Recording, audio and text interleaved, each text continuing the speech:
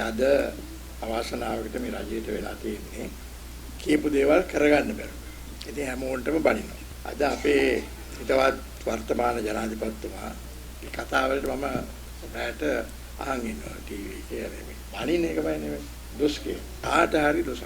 අනිත් එක තෙත් ගතියක් මොකනේ ඇත්තේ බන. මේ දේශපාලනය කරනකොට බොහොම සෞම්‍ය බොහොම වෛරයෙන් තොරව ද්වේෂයෙන් තොරව අපි කටයුතු කරනවා නම් තමයි ඒකේ කාටද තියෙන සන්තෝෂය. ඒ හින්දා නමුන්නාන්සලා දැන් ජනාධිපතිතුරු ගානකගේ කතා අහලා තියෙනවා.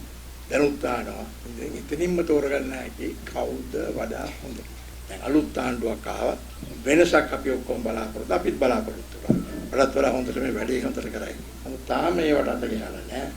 යාපනයේට කියලා කියනවා අපි ආපහු ඩෑෂ්පෝරා කියන්නේ දමිළ LTT හිතවාදී අද විශාල පිරිසක් විවිධ රටවල් වල. එයාට ආරාධනා කරනවා. ඇවිල්ලා මේ ආයෝජනය කරන්න අපි කර්මාන්ත. හොඳයි. නමුත් ඒ අය අවුරුදු 30ක් තිස්සේ ඊටත් වැඩි කාලයක් තිස්සේ මම දන්නේ හිටියේ 1925 ඉඳන් පමණ ඉඳගෙන ඒ අය 50 ඉල්ලුව එක කාලයක්. ඒ වගේම ෆෙඩරල් පක්ෂය හදලා ප්‍රභාකරන් ඉස්සලා ඩග්ලස් දේවානන්ද අපේ ඇමතුමෙක් අපේ හිටිය අපිත් එක්ක. එතුමා තමයි තරුණ සම්මිලනය හදලා ඒ අය ආයුධ ගන්න මුලින්ම කටයුතු කරපේකලා. ඒ තරුණයන්ට විවිධ අදහස් දීලා අපිත් එක්ක වෛර කරනවා. අපිත් අපේ අතිනොත් වැරදි වුණා.